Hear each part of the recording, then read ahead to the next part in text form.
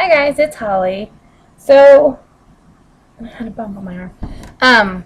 Today is September 17th, um, Tuesday, and it is 7:45 in the morning. I thought I would catch up on some videos, just because one, I don't have any kids today, and I have plenty of time. It's early in the morning, just got out of the shower. So I'm like, okay, I need to do some videos. So I know I've done our adoption story part 1, so I'm going to try to get that finished today. So kind of just a short recap. Where I left off was first you need to go watch part 1, because I'm not going to go into all the detail of part 1. I'm just going to kind of pick up where I left off and move on. So I left off on July 9th, 2008. Kane and I came home from the hospital. He wasn't breastfed from mom, and so she would, with weekly visits, she would pump and give me the frozen breast milk, but I was instructed from the caseworker to not give it to him, just like safety precautions, because she has been known in the past to do drugs. And so, our oldest was addicted to marijuana when she was born. So, just said no, no breast milk, just toss it. I was like, okay, not having, if I would have known, now about breast milk, especially when trying to conceive and watching all your guys' videos on like breastfeeding and stuff like that, if I would have known that breast milk was so important and nutritious, I would have been like, okay, I would have argued the fact, okay, is there some sort of test we could do to see if it's okay so he can have it? But I didn't know all that, so now I do. So through the rest of July, Kira's bio dad was found through DNA testing. I don't know if I had mentioned this in my last video, but her dad was found through DNA testing, and it turns out that he was actually her uncle as well. Yes, I know. If you're a little confused, I'll break it down. Bio mom has a sister. Sister is married. Mom had sex with sister's husband and had Kira. So it's Kira's dad / uncle and stepmom / aunt. Woo! Out there, it's like Jerry Springer stuff. So DNA test came back, found that he was Kira's biological dad.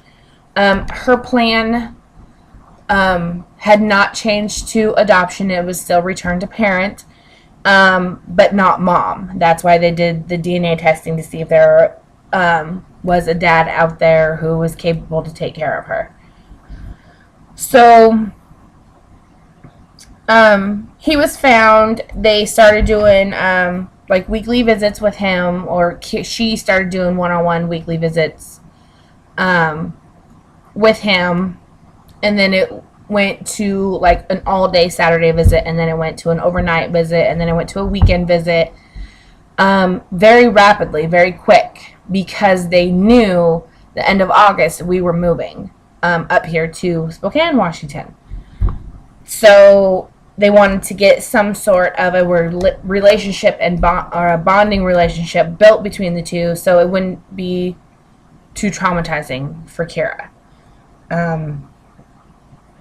So that happened through rest of July and the rest of August.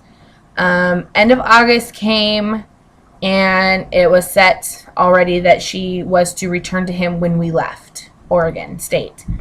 So my husband came down like the last weekend in August. We packed up the house. We went and got a U-Haul. We packed up the house. Spent the weekend just us. We didn't go anywhere. We turned phones off. It was just us 6. Like, it kind of felt like, this is a bad analogy, but it's like what I could think of. It kind of felt like, sorry if this offends you in any way, but I'm trying to think like how I felt. It felt like Kira had like some sort of disease and we knew she was going to die within a couple days. And so we were cherishing those last few days with her because we didn't know when we would see her again. So we just pretty much just locked ourselves in our house and played games and danced around and acted silly and took pictures. And I mean, it was just us. The two older ones knew what was going on, so they understood why Mom and Dad were acting so crazy and silly. You know, I mean, we're like that all the time, but it was more that particular weekend. You know, we had made Kara a poster. It said something like, "I love my family," and it had pictures of, you know, Tish and Virgil and Kanan, and it had pictures of us. It had, you know, it was just like full of like just us pictures. And we drew on it and we wrote on it and made sure her bags were packed and everything was in there for her. And you know, all her favorite stuffies and blankets and stuff like that. That Sunday came around and my husband left Oregon. That was terrible for him. It was very terrible for him. Sorry. I didn't want to do this. Yeah, it was very tearful for him, especially. So he left. So it was just me and the kids that Sunday. And, sorry. And I can't pause and then play. Okay, so you just gotta bear with me for a minute. Okay. So that Monday, we were leaving, and I had called a local, I don't want to say thrift shop. It's an organization that, you know, it has like a food bank in it, and you can get like clothes if you need clothes. But they're really big on helping the foster parent community, and they had helped me a lot when my husband had left for Spokane to work, and it was just me and the kids. They helped me a lot. You know, with like certain furniture that I needed, I went there and was like, "Hey, such and such referred me. You know, there was a foster parent that had worked there that she had like 12 kids." So it was very close. It was an organization that worked very closely with the foster parent community, and so I had donated like the couch. I had given back the couch they had given me, our bed, the kids' bed, because my husband worked for a mattress place, so they all had beds already at the apartment that we were moving into, because my husband was in a 1-bedroom apartment and had talked them into moving him up into a 3-bedroom apartment. So that night, Monday night, we were moving everything into the 3-bedroom. So they had already had beds and mattresses. So I had donated all that stuff back. They had came and picked it up that Monday morning, and the transporter lady showed up. I was all ready to go. Kids were packed, bag, you know, everything was ready. Transporter lady showed up, and we said our goodbyes to Kara. She knew the transporter, so it wasn't like she was kicking and screaming. I mean, she was excited to see her, although she didn't know what was going on. I mean, she just turned 2, so she was just excited to see the transporter lady. She knew her. So, loaded up Kira's stuff. We all said goodbye. And, crap.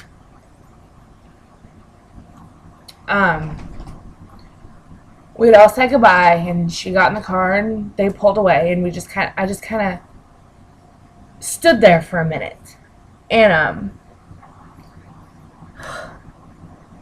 sorry, you know, I was crying and just kind of shook it off and gathered my emotions together because we had to hit the road, and I'm gonna use my shirt. Dog, stop. So,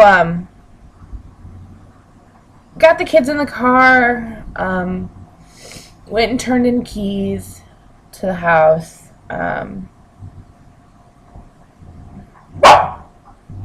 Hey, go lay down.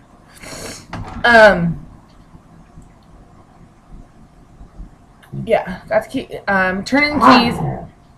Foxy, stop, you little instigator. He's laying down. I lost my train of thought.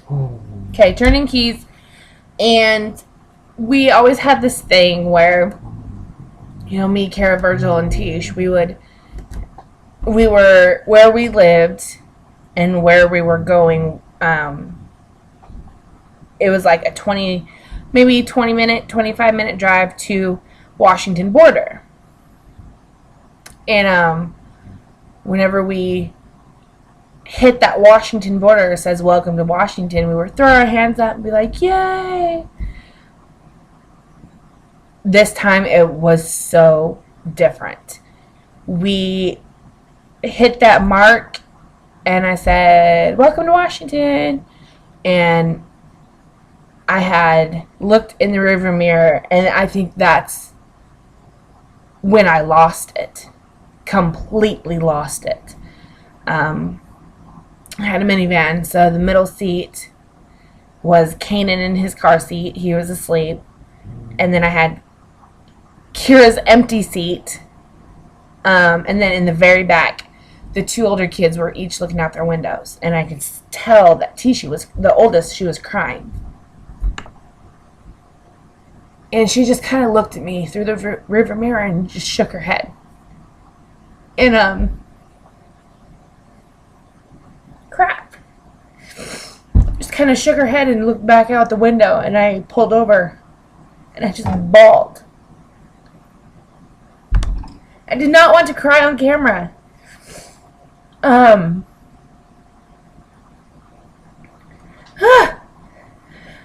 So I pulled over and called my husband, just completely in a broke down state. Said, you know, it's going to be a while before we're there. I'm on the side of the road. I maybe sat there for 20 minutes. Just because, you know, I didn't want to bolt and drive at the same time. I didn't want the kids to see me like that. Because, you know, I was supposed to be the strong one for them. So, I swear this has a happy ending. Don't let tears flow. It has a happy ending. I'm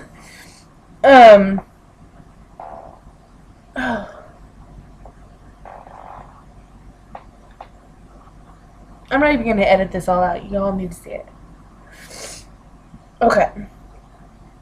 Okay, so he understood why we were going to be late. Gathered myself together, got in the car, and we left. And it was about 3 hours, it took us longer to get there this time around because I had to pull over.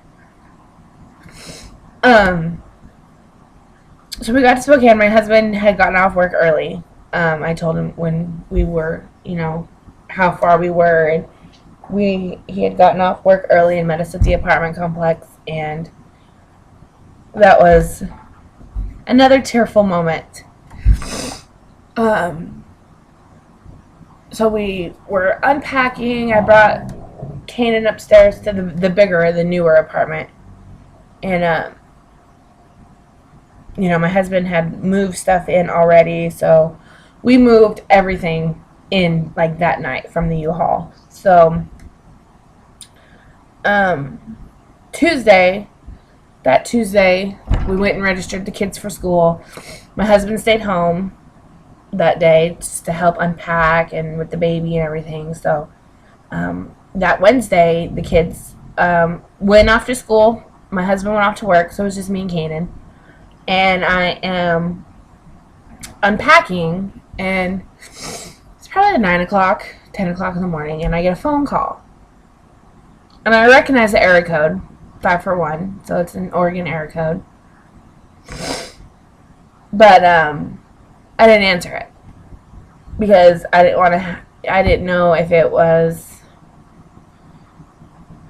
just someone, like, I recognized the number. It was the caseworker. And I was like, I'm not going to answer it right now. I'll go to voicemail and I'll just call her back. And I was unpacking, and, you know, I just wanted to get it done. Like, I'm the person that when we move, everything has to be put away and unpacked that night. I can't go to sleep with stuff still packed. I have to unpack it, everything, and put it away so I can wake up the next morning and not do any of that.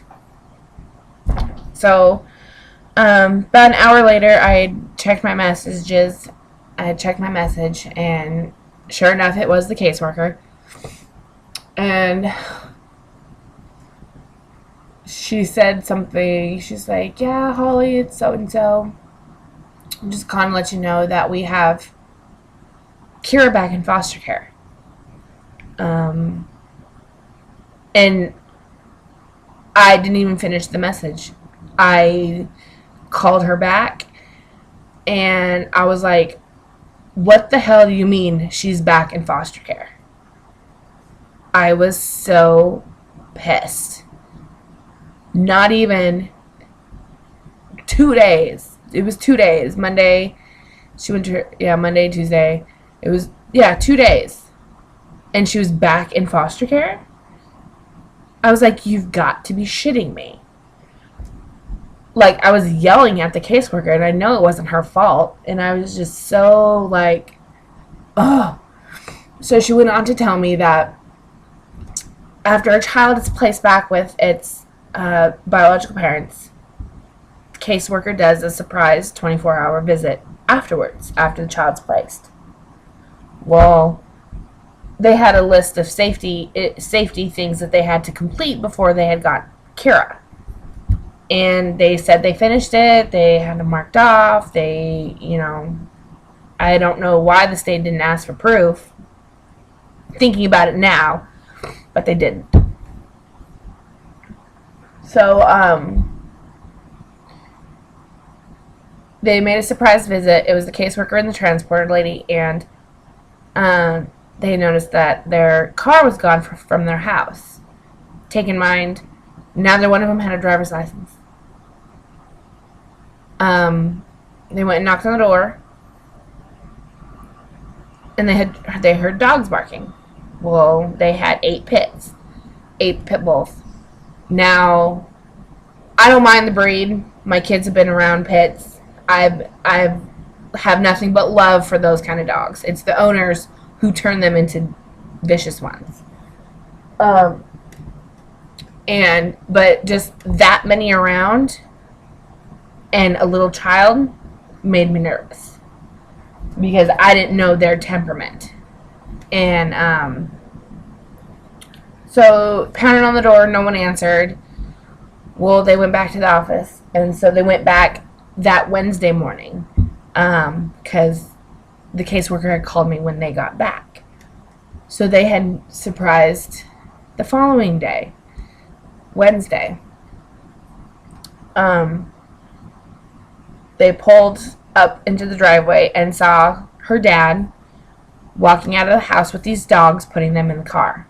And as soon as he looked up and saw them coming up their driveway, the transporter lady said she saw him shut the door to that car, turn around, and walk his happy ass back into the house and shut the door. And transporter lady, she's very loud. She tells you how it is. She is a cusser. She said she hopped out of that goddamn van even before the caseworker put it in park and went and pounded on that door and said, you better open up the motherfucking, door. I know you're in there. And the wife answered the door, and she all told her to move, where's Kira? And Kira was in a high chair in the kitchen. Her hair, like, she had ate, like, sticky stuff, and so the hair was, like, stuck to her face. Like, if the kids eat, like, sticky stuff, like candy or ice cream or something, and their hair gets stuck to their face. She had hair all stuck to her face. She was in a diaper that was 2 sizes too small, when I know I sent at least 2 big boxes from, like, frickin' Costco of the right size. So, our poster that we had made was shoved behind the couch, pictures falling off. She, transporter, walked into that kitchen, and Kira just kind of looked up from her food and saw her and was like, like, just had that look, and her hands were going like this, like, come get me the hell out of here now. And she went and scooped her up, told stepmom or auntie or whatever you want to refer to her as, wife, I'll call her wife, get her stuff, she's going now. And the caseworker's telling me all this, and I'm just thinking, if we just would have, like, waited 2 days, she wouldn't have to go back into care. Like, I wanted to get out of that town so bad that, yeah, I just felt like it was my fault. Like, that she's back in care, because we were just there 2 days prior. She shouldn't have gone back into care. So I guess she was placed with a really nice lesbian couple. Caseworker told me to be expecting a call from them, just about Kira's likes, dislikes, stuff like that. And they were working on getting her up to Washington as soon as possible. I got off the phone with her. Not even 10 minutes later, foster parent called me, and I got to talk to Kira.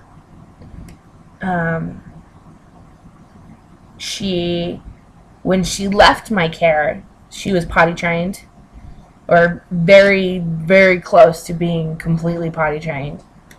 Roxy. She had regressed once she went back into care. She had stopped, potty training. She started to bite.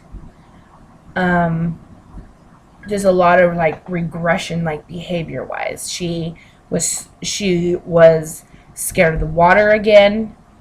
Wouldn't want to lay back in the tub and get her head wet, when we had worked over a year for her to be comfortable to at least lay back in the tub and not scream so hard that the veins in her neck pop out. So I don't know what had happened in those 2 days, but she was a complete mess. So called my husband at work, told him what was going on. Told him what was going on, and he said all we can do is wait.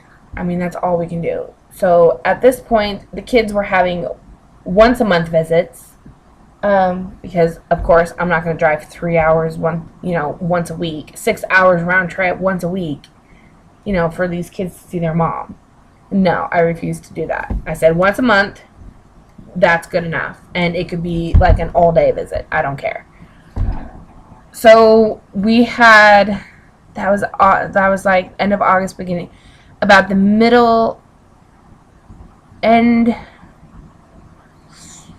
end of September, I want to say. End of September, beginning of October, they went and had a visit. I think it was maybe more towards like the middle of October. They extended just so they could get ahead, like, in school and, get a routine. So it was more like the middle of October. We went and had a visit, and we were told that Kira got approved, ICPC okayed her to come back to Washington on a 30-day visit. which just meant that every 30 days I had to go back to Oregon, which worked out fine because they had visits anyway. So we planned it so every 30 days she had to go back to Oregon with all her stuff, taking mine, all her blankets and clothes, and they would have the visit, and then the caseworker would get a new paper fax saying, okay, it's approved for another 30 days. So that's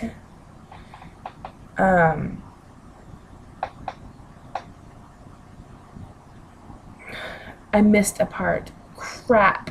Okay, no. We went back the end of September for a visit because I remember that because Kira was there. Foster parent came with Kira, and she was screaming in the car we could hear her outside. She was screaming in the car, Mommy, Daddy. Like, she was, like, so excited to see us, and I, like, cried. Caseworker's like, don't let her see you cry. And so they went and had a visit. All 4 siblings went and had a visit with Mom. And then we went to Walmart and just picked out a couple clothes, some outfits for Kira. Because, I mean, we didn't know how much of the clothes her dad had kept. So we just went and picked up like 5-6 outfits and some new shoes and, a warm jacket. And then we went back to the office, picked up Kira, we took her to the park, just like me, my husband, and her. Went to the park, went and had lunch, and then went back to the office and picked up the other 3 kids, and we had to leave. When we left, Kira, real life, I've never seen a kid hang on to their dad's leg, like a parent's leg, and say, no, Daddy, don't go. That's what she said to Jeff. And I just looked at the caseworker. I'm like, you've got to get her off him. And we just kind of walked out. She was screaming. It was so hard for me to leave her again. I had to leave her again. So now we jump to the middle of October, and she was approved to come home with us. So they went and had a visit. I got all Kira's stuff, and she came home with us.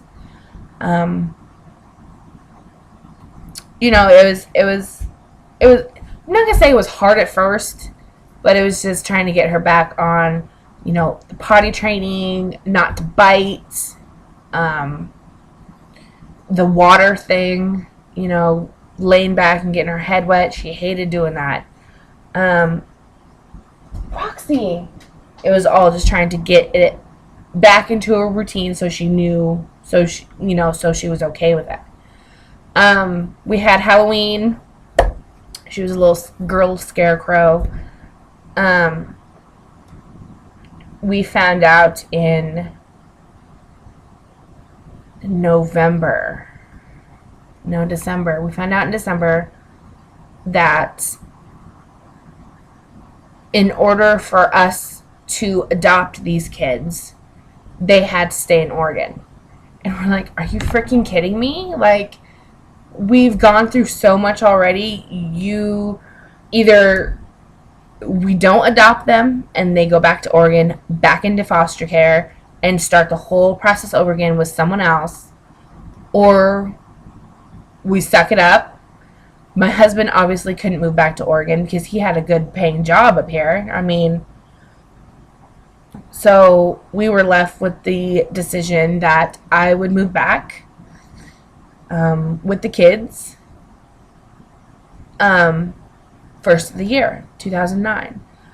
So had Christmas, and then it was kind of, my husband's birthday is the 29th of December. So the last couple days of December was just kind of like, everyone was like mopey because the 2 older ones knew what was going on. So I'm going to cut this off now And then I will go ahead and start part 3.